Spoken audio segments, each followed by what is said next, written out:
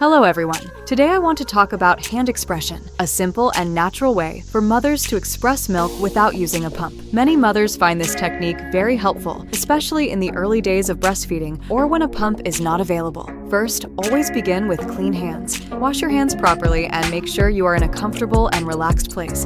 Being calm and relaxed helps your body respond better. Next, gently massage the breast for a few moments. Light massage can help stimulate milk flow and make expression easier. Some mothers also find it helpful to use a warm cloth before starting. Now, place your thumb above and your fingers below the breast, forming a C shape around the darker area near the center. Press gently inward toward the chest and then compress slightly. This motion helps release milk naturally.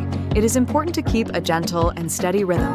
Avoid squeezing or pulling the skin. Instead, use a smooth press and release motion. With a little practice, milk will begin to flow. If milk does not appear right away, do not worry. It may take a few moments for your body to respond. Staying relaxed and patient can help the process become easier. You can collect the milk in a clean container if needed. Hand expression is a very useful skill because it can be done anytime and anywhere without equipment. With practice, hand expression can become a simple and effective way to support feeding and milk collection.